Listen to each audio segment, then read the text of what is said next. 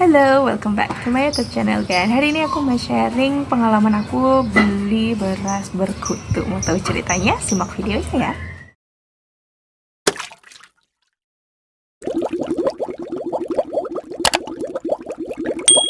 Kejadian ini baru banget terjadi, kalau nggak salah aku beli berasnya itu di hari Selasa, itu tuh malam. Nah aku tuh kalau beli beras, pengen coba beras merah, ceritanya mau ala-ala diet gitu ya. Jadi beli beras merah di agen yang sering banget aku datengin untuk beli beras tersebut. Nah aku datang itu habis maghrib, kalau nggak salah habis sholat, habis itu aku beli berasnya. Kemudian di hari Rabunya, itu kan malam Selasa ya. Kemudian di hari Rabunya, jadi Selasa malam aku beli berasnya, Rabunya itu baru aku mau taruh di wadah. Nah ketika buka, kok kayaknya ada kutunya nih, apa yang memang kan ada beras putih sama beras merah ya. Aku lihat apa di beras putih mungkin, jadi kayak kutunya itu pada naik ke beras yang merah. Ternyata pas aku lihat di beras merahnya itu udah pakai kropos, kan beras gitu ya bentuknya. Nah kemudian di dalamnya itu udah kayak bolong gitu kropos. Nah kemudian kalau misalnya kita belah, itu tuh ada kutunya di dalam. Kalau misalnya kutunya itu hanya satu atau dua, aku nggak masalah, itu kan masih bisa dibersihin. Tapi gimana kalau misalnya berasnya itu udah kropos, di dalamnya ada kutunya, nggak mungkin kan kita harus, masa iya kita harus bersihin berasnya satu persatu, kan nggak mungkin. Udah gitu kalau misalnya kita beli beras, biasanya kita dikasih yang terbagus kan, bukan yang jelek ataupun yang murahan. Apalagi aku beli berasnya yang seharga 13.000. Kalau misalnya 10.000 kan berasnya itu aja 10.000 juga sebenarnya di tempat yang lain itu masih bagus gitu. Cuman memang aku mau kualitasnya yang agak bagusan sedikit, jadi beli yang 13.000. Dan yang lalu-lalu juga aku belinya di tempat yang sama dengan harga yang sama, kadang 13 atau 15 tergantung uangnya ya. Jadi beli itu aku kecewa, kok kayak gini sih gitu. Kemudian aku cek beras putih aku, ternyata dari beras putih itu sebenarnya bersih gitu, nggak ada yang kropos, kemudian nggak ada kutunya ada, kayaknya mah kutunya pindah gitu ya dari beras merah itu ke beras yang putih. Jadi kan aku taruh beras putihnya dulu, itu masih di dalam plastik, kemudian baru beras yang merah, karena kan beras putih ini kan lebih banyak ya, sekitaran 3 atau 4 kiloan gitu, literan, maaf, bukan kiloan, berasnya itu literan, jadi literan. Nah, sementara beras yang merah itu adalah 2 liter, jadi kutumpuk kan nih beras merah di bagian yang atasnya. Dan ketika itu kayaknya kutunya itu agak pada keluar, kemudian nyampurlah di beras yang putih ini. Dan beras putih itu nggak ada yang kropos, berarti kan kemungkinan beras merah kan, udah faktor yang mendukung terjadinya pembiakan kutu itu di beras yang merah. Nah kemudian aku tukar lah, tadi barusan aku tuh ke agennya, aku bilang, bang, kok saya beli beras ada kutunya sih gitu kan, kata dia. Iya bu, dia alasannya, iya bu, karena kan beras merah ini kan gak kelihatan ya gitu, jadi kan gak mungkin kita milihin satu-satu, jadi ya kita mah cuma ngambil gitu aja gitu, kata dia. Oh gitu, ya kemarin saya beli tapi kok ada kutunya, kan biasanya enggak gitu. Oh gitu, mungkin itu yang ini kali bu, yang udah lama. Terus dalam hatiku, ya kok saya beli dikasih stok yang lama udah gitu kutuan gitu. Iya bang, maksudnya kan kalau kutunya cuma ada 1-2 bisa dipilihin itu nggak masalah, tapi ini tuh banyak banget udah gitu di berasnya itu udah pada kropos, kan nggak mungkin juga kalau misalnya dimakan. Karena setahu aku kalau misalnya beras yang udah kropos kemudian ada kutunya, itu kita makan itu bahaya banget. Kalau misalnya kutunya itu masih jalan-jalan di luar biji berasnya, itu kan masih bisa kita pilihin. Tapi kalau misalnya di dalam beras yang kropos, kutunya itu ada di dalam, kan nggak mungkin kita potekin satu-satu, itu udah pasti udah nggak sehat. Masa ya kita mau mempertaruhkan kesehatan kita cuma gara-gara itu doang, kan nggak mungkin.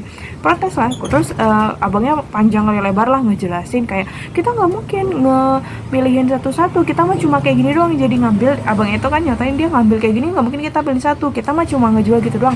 Terus dalam hatiku, ya kenapa ngejualnya beras yang berkutu gitu kan.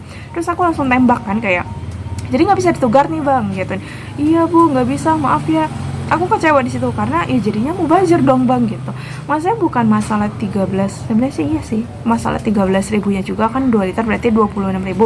Maksudnya kayak yalah beras 26.000 ya mungkin bagi orang lain itu kecil, tapi buat aku yang ngerasa nyari duit itu susah, 26.000 itu termasuk yang mahal. Udah gitu kan beras kalau misalnya kita beli nggak kepake, jatuhnya mubazir dong. Nggak mungkin juga aku beras berkutu aku makan kan, karena mempertahankan kesehatan tuh kayaknya nggak banget.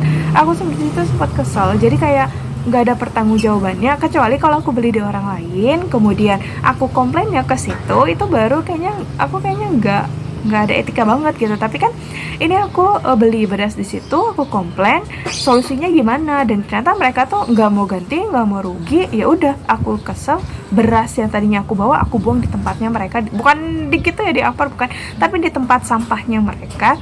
Itu kayak sebagai bukti aku tuh kecewa gitu dengan perlakuannya mereka, karena sebelum-sebelumnya tuh mereka nggak seperti itu. Tapi kenapa kayaknya habis lebaran stok itu, stok beras ini suzon aku ya, jadi stok berasnya itu lama kemudian dijual lagi sama mereka. Nah pas itu kan aku hari Selasa, nah baru tadi hari Jumat aku tuh balikin gitu, komplain lah itu mereka, ternyata mereka udah ganti, berarti kan mereka memang memberikan aku stok yang lama kan tuh. Nah itu aku kecewanya, kayak kok ya kali masa kita beli beras kok sama kutunya, di mana-mana kayaknya orang beli beras mah bersih gitu ya. Kemudian dia bilang iya kalau misalnya beras yang putih tuh kelihatan kutunya. Lah terus balikin lagi, lah masa saya juga harus nyari bang kutunya, itu kan nggak mungkin. Itu aku merasa kayaknya they are unprofessional gitu, kayaknya nggak profesional banget gitu ngejual, nggak amanah juga kalau dari aku sih. Karena kalau maaf aja oke, aku terima maaf, tapi apa tindakan selanjutnya nggak ada, dan mereka juga tidak mau bertanggung jawab. Nah itu kayaknya orang yang punya itu ada di dalam, itu cewek juga, itu dia diem aja dengan masang muka yang jutek kayak gitu. Aku bodoh amat aku nggak peduli ya, karena ya memasang muka pun ya terserah, yang penting maksudnya tersampaikan keinginannya kita, keluh kesahnya kita, mereka terima dan mereka bertanggung jawab, itu sangat bersyukur sekali, berarti kan amanah. Tapi ternyata enggak gitu. Ya udah, dengan kecewanya aku buang beras tersebut di tempat sampahnya mereka, terserah lah, dan mereka mau bilang apa dia dengan alasan panjang lebar, aku langsung kayak gitu tangan, artinya ya udah gitu. Langsung mencari tempat sampah mereka, buang berasnya, udah langsung pergi dari tempat itu. Nah hikmahnya pertama, mungkin kalau misalnya kita beli beras, kita bisa lihat dulu ya, apalagi habis lebaran kayaknya itu stok lama, kita lihat dulu apakah beras itu bagus apa enggak. Kemudian yang kedua, cari agen yang memang bertanggung jawab, yang sering kamu beliin beras tapi yang bertanggung jawab ya. Jangan kayak aku udah sering beli beras di situ tapi mereka tidak bertanggung jawab. Kecuali kalau berasnya udah aku simpan lama selama beberapa minggu, itu kutuan, itu salah aku, karena aku nyimpen dan kemudian aku tidak mengkonsumsi. Tapi kan ini aku baru nyimpen sehari, masa ya saat langsung jadi kutuan, kan nggak mungkin, kecuali kalau memang itu beras yang lama gitu ya. Udah gitu kalau misalnya kutunya cuma ada kutu 1-2 nggak masalah, tapi ini udah kropos berarti kan udah lama ya, biji berasnya itu udah ada kropos berarti udah lama tuh. Jadi hikmahnya ditelitiin lagi, dicari agen yang amanah, dan bagi kamu yang ngejual tolong amanah gitu, karena kalau misalnya dari agen yang nggak bertanggung jawab, berarti konsumennya dong yang bakalan dapat getahnya. Itu sih yang aku sayangkan banget, jadi aku kayaknya nggak mau beli di tempat itu lagi. Ya mungkin hanya itu aja yang ingin aku sampaikan, semoga bisa jadi manfaat untuk kalian semua. Terima kasih yang sudah menonton video kali ini. Bye, assalamualaikum warahmatullahi wabarakatuh.